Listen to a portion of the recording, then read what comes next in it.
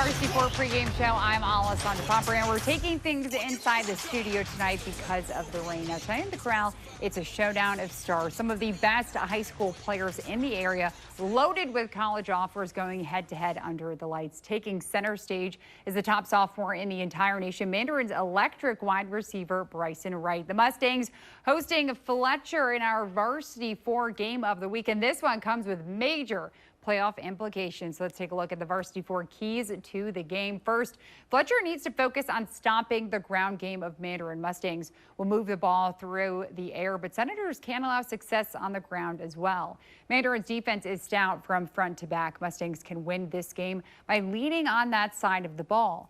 Fletcher's secondary is very good. Force Mandarin to put the ball in the air and let those defensive backs go to work. An excellent matchup tonight to watch is Fletcher's DB Elijah Keys versus Mandarin wide receiver Bryson Wright. Well, Mandarin's offense is stacked with talent. It's been that way for years. Head coach Toby Bullock says sophomore quarterback Knox Ennis has taken a big step this season after getting thrown into the starting role last year when Tramel Jones went down. Now, though Bullock says while the offense gets a ton of attention, the Mustangs defense is just as talented. They rotate between 18 to 21 players, making sure everyone is fast, physical, and fresh every snap. Well, tonight is Mandarin's second district game. They've already beat First Coast, and a win tonight would set up a district title showdown with Oakleaf. As for Fletcher, Bullock knows what's coming. They're going to establish their run game, and they're going to try to play physical football and defense. This year, they've changed their defensive scheme a little bit more to where they're a little bit more.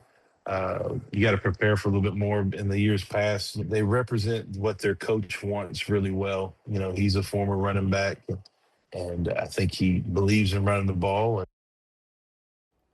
Well, Fletcher head coach Cedric Faison says this is the best Senators team he has ever coached. The talent, the work ethic, the chemistry. He says he saw the players buy into the program last season when they didn't make the playoffs. Defensively, the secondary is the strength, led by Elijah Keys, who's given up just one catch all season. Faison says Keys shuts down one side of the field entirely. In offense, he's got weapons, two of the best wideouts in the city, including DeAndre Swift, who Faison calls one of the best players he's ever coached. And you can't forget running back Jamari Jennings, a.k.a. grown man, the strongest player on the team. And sophomore quarterback Cruz James still chasing that signature win. And tonight could be it.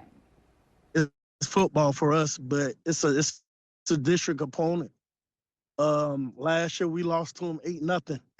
So we didn't get into the playoffs last year. And like I say, it's a district game. And as of today, we're sitting in that eighth spot. We would be in the playoffs if we started today, but we know we would definitely get in with a win against Mandarin. Every time we play a big game, especially one like this, I always tell them, this the type of game I would have came out here. Hey, I say, if you ain't got that scholarship, you could go earn a scholarship. Mandarin sophomore wide receiver Bryson Wright became a national sensation this summer, leading the Jaguars' Elite 14U team to an NFL flag championship. He's the #1 overall ranked recruit in his class. Every game, national media lines the sidelines just to see him play. Now, head coach Toby Bullock says Wright handles the spotlight like a pro. He told me he's never coached a player with this kind of talent and this kind of attention. The closest comparison is Derrick Henry when he played at Yulee. While head coach Cedric Faison says his team needs to stick to the game plan to try to limit Wright as much as possible. He's a phenomenal athlete, phenomenal player. I think a lot of times when you know, we people that don't have 65 people waiting to get our autograph, you're like, how does he handle it? Well, eventually you just kind of become numb to it. You know, you're like, I mean, everywhere he goes, that's what he gets. I wouldn't say you could probably limit a kid like that. He'll probably do something during the game. I done been in his shoes before, so I know what it's like, especially when you play both sides of the ball.